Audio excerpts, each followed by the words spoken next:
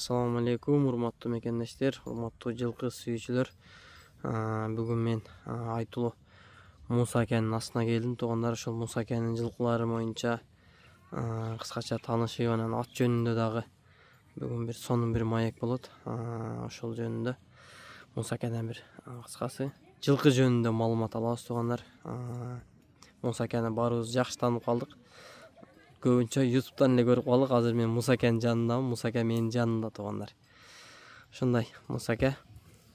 Алтынбек, укам onu telefonga da жан секин сүйлөдүң, өзүң дагы нарактан көргөн адамдар да укпай калбайбы? Мен телефондун жанында сүйлөдүм да, аке. Неме көн телефондон сүйлөштүк эле, аттардан тартайлы депчи. Жан төрө менен 2-3 жыл болуп калды. Ооба. Чыккандан баштап көз тартып жүрөбүз да. Анан укам эле болуп калды. Калаган маалда эле келип, кирип кете берет үй жака. Сен эле келип киргидиң го. Ооба. Ошентип эле кире берет үйгө. Келгенден кийин жылкы жөнүндө сүйлөшкөнчө муну бээ дагы өткөндө сатам деп чыгаргам. Анан кийин ону бурулду, көп болуп калды чыгарганыбызга, анан улактан кийин Ол наркатта? ооба. Анан ошоңго ушуларды тартып коелу деген. Анан негизи бул бурулду ушунга койгом да, муну бээгечи. Ушул аттан токтогон, ушул ичинде токтогон, ушул быйылдан кийин тууса ушул бурулдан тууйт. Анан кийин ошо бурулду азыр эми секин даярдап атам. Суутупчу. Ошо капчыгы байлап коем, мына кулундар барып нарып берет. Анан бул баягы жакшы ат теппейт, жакшы катын кетпейт деп коет го. Ушундай макал бар. Кече күнү Зор болду ама. Кече күнү баягы сургоyon деп саттым бир атты.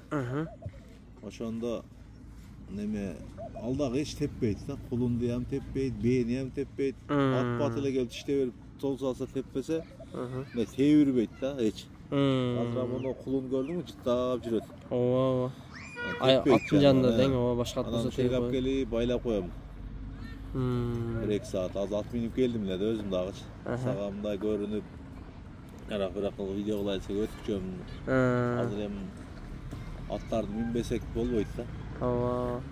Анан кээ-бирки мага окшоп 5-6 аты бар, 3-4 аты барлар, баягы успейт этпей тургандарга бир маслихатымды айтып коеюн, мен аттарга күндүзү берем жемди.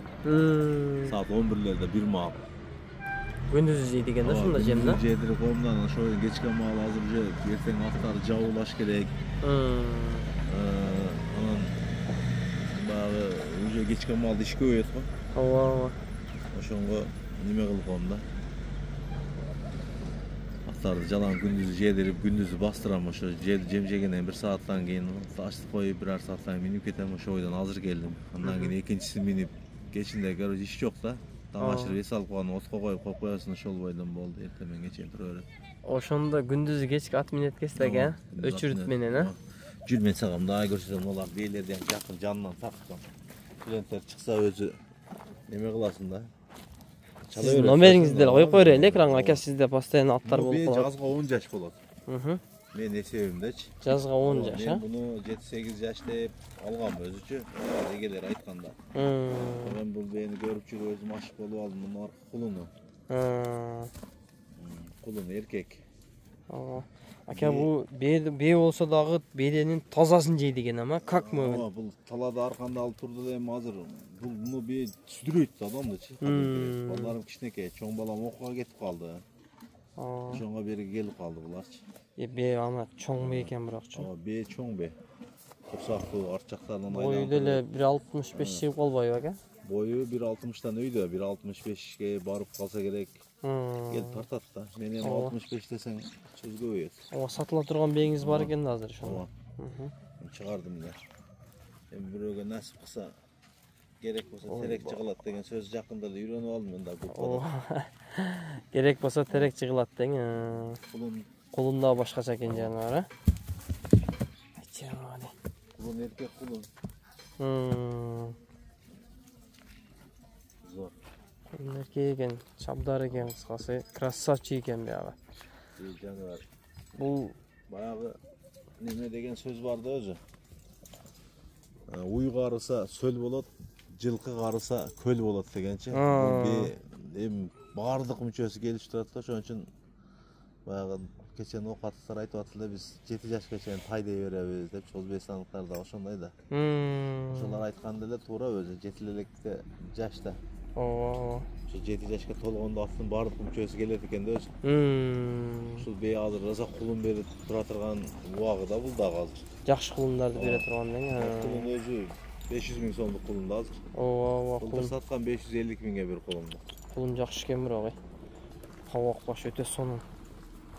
Жанай. Бунда эле бою 1.45 чыгып калды ошо кулундун дагы.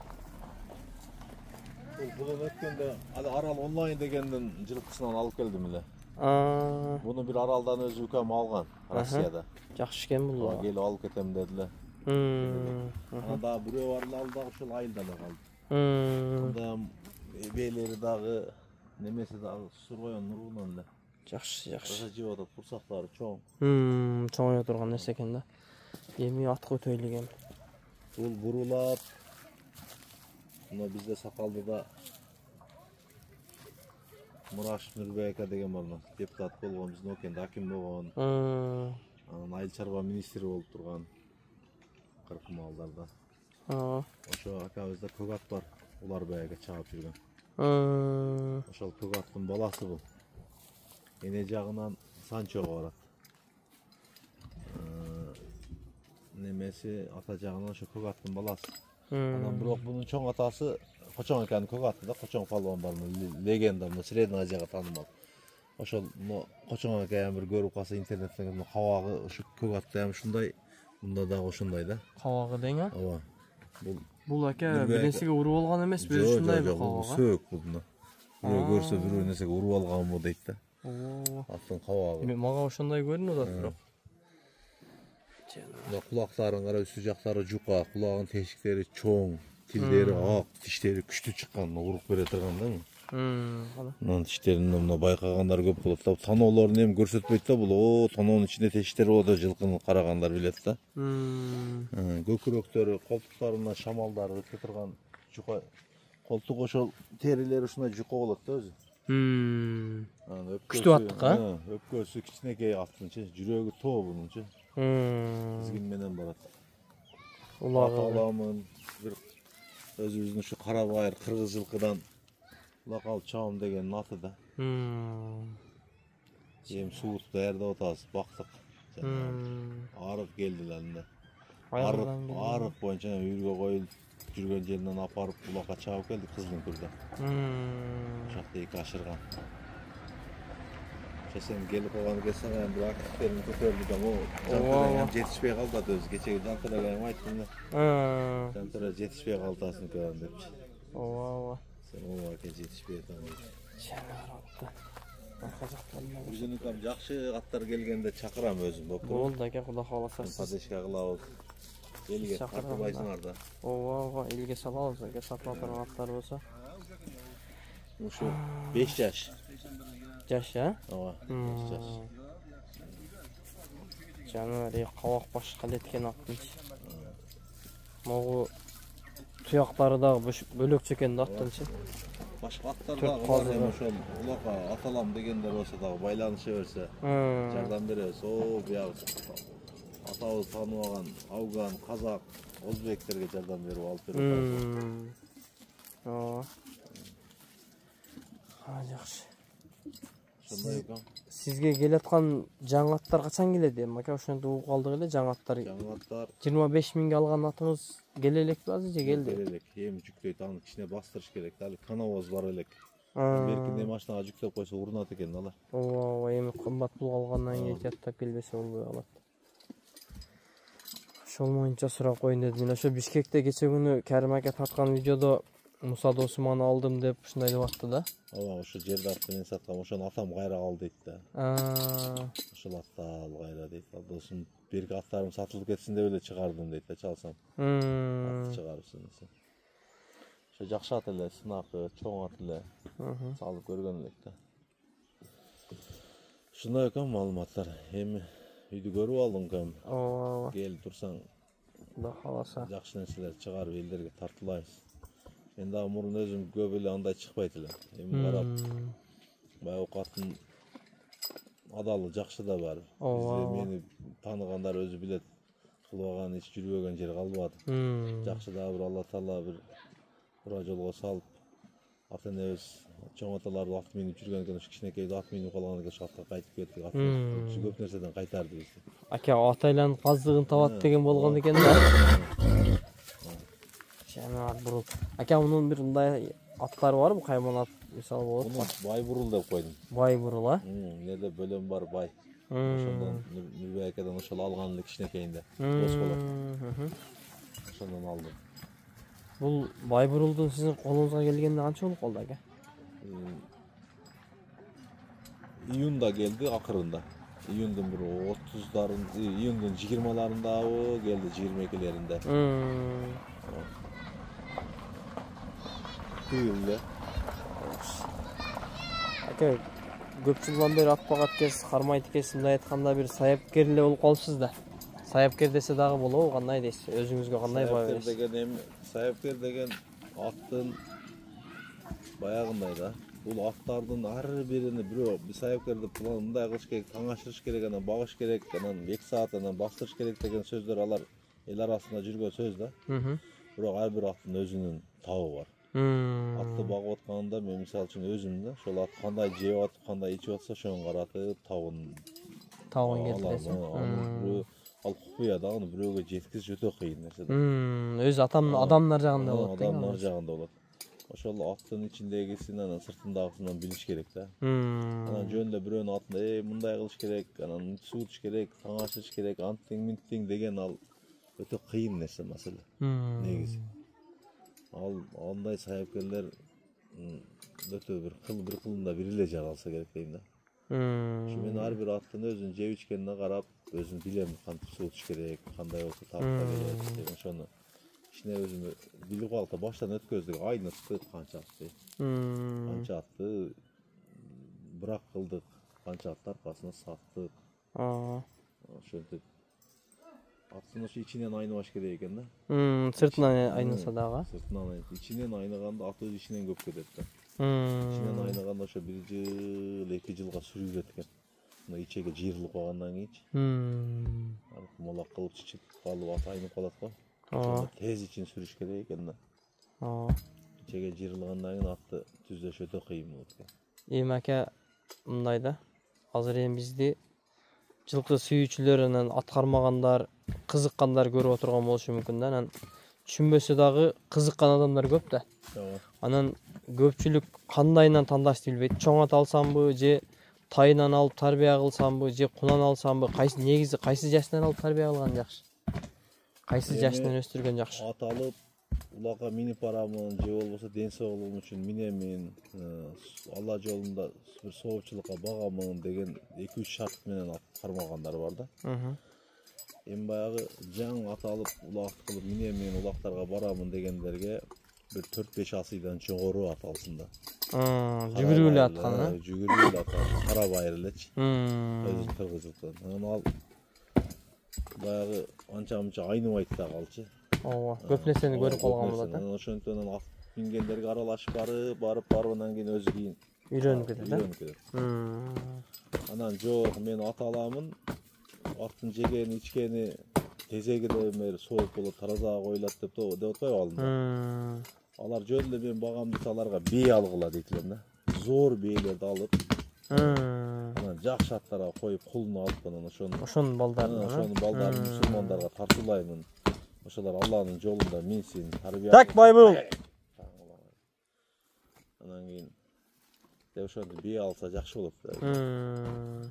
Анан кийин бул кулуна алып, таптап, наркы берки кылып ат билбегендер баары бузуп атам. Анан кийин өзү секин ошону багып жүргөндөн кийин ошо бир ат чаап элге аралашып калгандан кийин угат да, кантиш керек, анан секин үйрөнүп кетет.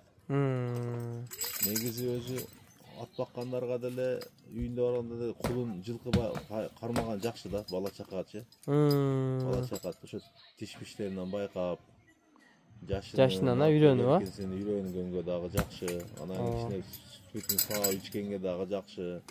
Балдар атка дагы жакын болгону дагы жакшы. Айыл жергесинде көбүнчөчү.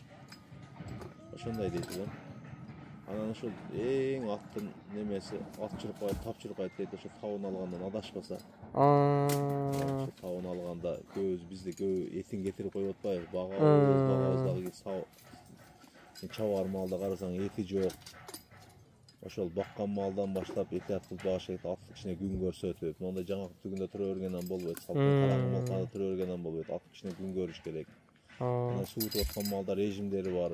Жалаң эле көкпеде эмес, саман, чөп, ажырып, аралаштырып.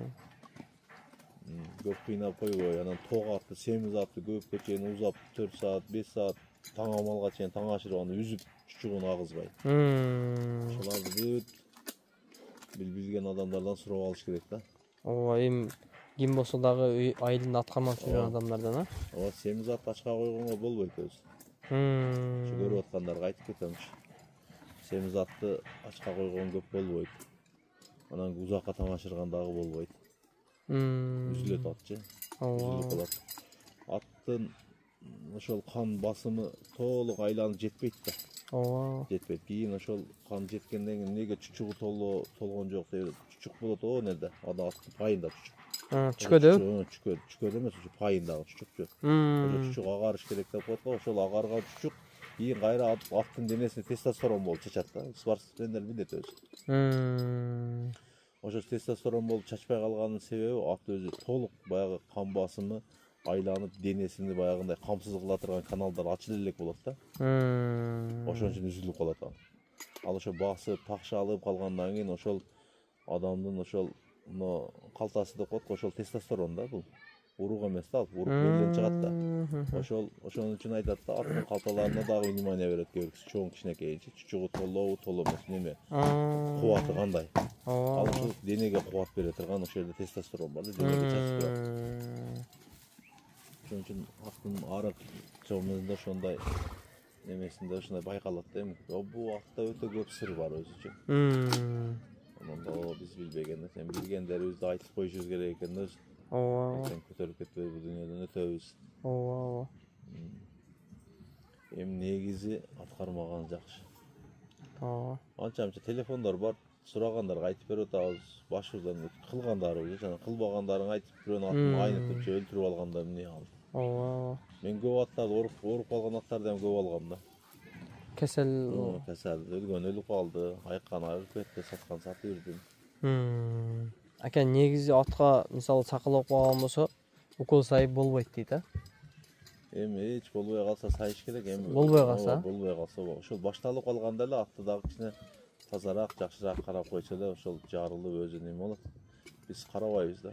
Кээ бир аттар билдирбейт дагы, сакалап калганычы. Болбой калганда билдирет да. Жөтөлүп ham койбойт кээдечи. Ошо күчтүү аттар. Сакоо өзү негизи эмнеден пайда болот ака? Сакоо чаңдан, иммунитет түшкөндөн пайда болот да. Мен аттагы кеселди ошо сакоону гана билем да. Көбүнчө бул ошо ички жактан неме болот экен да, бул организмде. Биз баягы грипп болгондой эле болот да булчу, организмде болот да. Анан ошо уколдогондо калып калат экен да, жарылбайчы. Жарылбай калып кийин ошол дагы кайра кайталайт экен. Ошол жарылып кеткенче карап койгон жакшы да. Жарылып кеткенче карап койгон жакшы. Уколдоп койсо жарылбай калат дейт, а? Уколдоп койсо баягы времени кубат да.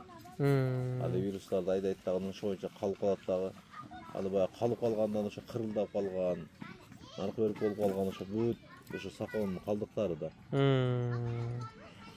Бирок сакоо кулундарда кээде ошо сакоонун оору көп жеринен жарып чыгат экен. Көзүнөн, жан башынан, калтасынан, аркы берки сакоодо бир күн көп неме берет экен да, организмде болгон бир айланып жүргөн вирус экен да, бул ошо жарылып чыгып берет экен. Жарылгандан кийин лечение кылып койсо болот да, ошол атты. Жарылгандан кийин, а? Жарылгандан кийин атты ошо уколдоп, кандарын тазалап койсо, кийин кайталабайт.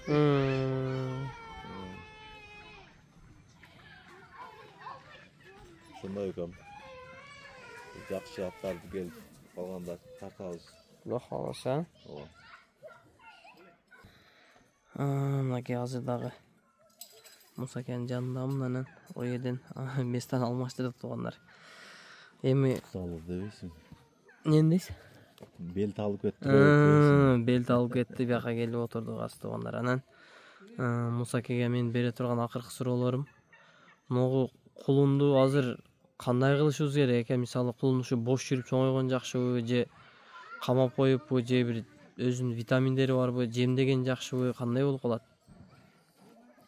Немеде сен баягы кулундун кандай мындай жетилиши, кандай багуу менен жакшы жетилет деп атасыңбы? Кандай болгондо, мисалы азыр мына кулунду мен алсам, мисалы азыр бирок эмчүрөт бул кечкирээк туулган деп айттыңыз. Бир 4 айлык барбы, 3 айлык? Бул 3,5 айлык болуп калды. 3,5 айлык, Ушул кулунду азыр эми сүттөн ажыратсак, кандай кылып багыш керек? Эми муга азыр сүттөн ажырайт дагы жүдөшү мүмкүн да. Сүттөн ажыраган кулунду сууну көбүрөөк ичиш керек биринчиден. Анан кийин негизи кулун ушул биздин природаларда өзү чоң болот экен да. Биринчиси породасынан, экинчиси ушул бизде ушу ылдый жакта суу көп да. Кенен суу ичип, жогору жакка караганда кыйла мындай өзгөрүш башка болот. Ошонун ар жакта кайдагы өтө кичинекей келген да. Курсак баштары чыгып сонун болуп калды. Неге дегенде бери чөптү жеп, тынбай 3-4 мал суу берем да бейгечи. Анан кээде ушу бээни акыруу чөбү толо турганын себеби бээ ачка калса бала салат. Анын баардыгы эле билет да. Ошон үчүн кашек болсо дагы туруш керек да булардын алдында. Эми бул жакшы аттан токтогон, жакшы бээ. Анан бир кулуну бир семьяга бир жылдык бир прибыл болот. Кичине болсо аягы эле буну өлчөй турган нерсе эмес. Өзү негизи аттардын акырында кашек туруш керек. Аттар дагы ошо курсак ач суу ичсе, курсак ач жем жесе. Азыр бизде бүт жемди уютуп ач берип, анан кийин баягындай болуп атат. Аттардын ичи ишип, али кан басым бузулуп, буттарына жем түшүп. Бүгүн бир доктор таң амал бирөө чалдыр, ака атым 4 пут тең мүжүңдөп атат депчи. Атың эмне жем бердиң? Жем ачка берип коюпсуң, отравление болуптур десем. Кийин доктор чалыптыр, жок, жем түшпөптүр, отравление болуптур дейт. Бул жем түштү деген жем жегенде эле түштү деген эмес. Отравление болгондо ham түшөт аттын путуна жем. Ал деген кандын функциясы бузулгандан кийин аттын туягынын түгүндө жүрөк болот. Ошол жүрөк кайра канды жогору теппей калганда ошол ташыркагандай ыркайт. Адамдын аты өзүнүн путун таппай калат да. Мисалы канды айландырган жүрөк путунда дагы мисалы аттыкында болобу ушундай, насос болот. Кайра өйдөгөй айдап тура турган насос болот. Ошон үчүн ошол насоско келгенден кийин аттын кандын басымы функциясы бузулуп калганда ал насостун дагы баягы иштеш режими бузулат да, кадимки насос түртө албай калат канды жогоручу. Кан айланбай ошондон аксап калат. Ошондон аксайт, ошон үчүн канын алат, суюлтушка аракет кылат да биринчи очередте.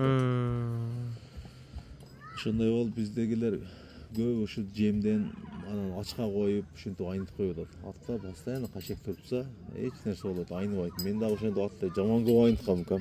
Быйыл эле ушул тегиз карап калдым. Ушул туура эмес карап жүргөн экенмин да. Көрсө аттарды ачка коюп, анан таң ашырып коюп, салбай эртең менен саат багымдатта салып, анан обедте салып, анан кечке мал салып элечи. Бул ат промой кишке болот экен да көрсө. Бул мал сен салган бир прессиң 4 жолу таштаганда чыйып кетет экен артынан. Ал жегенден кийин кичинерет да ал. Ошон үчүн бул атка көп ачка коюп болбойт экен атты да. Ичиндеги ичеге тырышып кичинергенден кийин же курсагы чыкпай өтө кыйын. Бул аттын немеси өтө назик экен. Бул мингенибизде, чапканыбызда оңор пышык көрүнбөгөнү менен бул өзүнө карата өзүнчө бир назик жерлери бар. Кулундарды ушул кулун жакшы ат болот да, чоң болот. Бенин баласы. Неге дегенде илгеркилер дагы сынчылардын дагы немелерин угуп келгенмин, өтө көп уктайт. Азыртан коңуруктарды уктайт да. Көп жатат дейт да. Анан эч нерседен коркпойт. Ушул мине ат келсе, баягы атты алып келип байлаганда ойнатып отурдук, көрдүңбү? Алып келип жыттады. Коркпойт. Адам келеби, түз келет. Шарт сергеп карайт. Анан уктаганда өтө көп уктайт. Ошолерде жатып кечке уктайт. Чоң ат болот, жакшы ат болот. Кудай кааласа, энеси өзү 1.65 болсо бул чоңоюп кетсе керек го. Энесинде орус эч нерсе жок. Энеси англичан бээ деп алгам. Кудай кааласа ушундай эле бээ бул. Баштарынан билдирип аткан. Sen dagы bir сага дагы bir насаат кам баягы ушинтип менден башкаларга дагы барганда өзүң суроо жооп турган кагазга жазып зор кылып барышың керек экен. Талант төгүл эле экен да. Сурай турган нерселериң көп эмсек экен. Сурап Кудай кааласа жакшы болуп кетет. Ооба. Эми келечектеги дейм азыр бу эми жаңы эле баштадым мен дагы ака. Группаларга таштап жардам кылабыз. Бул азыр эми сени чакырып майыл жардам кылам деген себеби адамдар бүт интернетке өтүп кетти да. Ооба. Жеңил экен, бизге дагы жеңил, алганга дагы, сатканга дагы жеңил экен. Ушундайды бир мындай өздөштүрүп коюшубуз керек экен. Дүйнө өзү өтүп кеткен. Биз анын секин аркасынан кетип атабыз деп болот. Ооба. Кыргызстанда кыргыздар аркада эле жүрөбүз го постоянно. Анан кийин бир ызычы болуп кетсе алдыга өтүп кетсек. Ызычыдан дең. Ооба. Ушундай. Болушу менен видеону жыйынтыктайлы анда ака. Ооба. Сизге дагы рахмат ака, иштериңизге ийгилик. Сама жакшы, жылкы боюнча жакшы маалымат бердиңиз. Эми эгер калып кеткен болсо туугандар Муса аканын жанына дагы келгенге даярмын мен. Комментарий жазасыңар. Ошол боюнча келип кийинки чыгарылышты дагы ошол суроолор менен анан Муса акага неме кылабыз. Суроо жооп кылабыз, Кудай кааласа ака. Сурабаса чыкпайт да өзү. Сураш керек да. Сурабаса чыкпайт. Сураса жаткан нерселер көп. Сурабаса чыкпайт. Мен дагы кээде өзүм аттарды карап атып бир нерселер эсимден чыгып кетип, анан бир жерден уга калып анан кийин кылам да. Кече күнү бирөө аттын бутун курттатыш керек дегенде ага жөнөтүп алып же курттатсам болот дейт. Сен өзү кыйын билет экенсиң, ошону курттатыш керек дедим ошону. Бирөөсүн койгонан бирөөсүн. Ушундай экен. Болду ака, рахмат, Алла разы болсун. Ассаламу алейкум, урматтуу жамаат, тынч болгула. Каналга катталып, комментарий жазган эстен чыгарбагыла.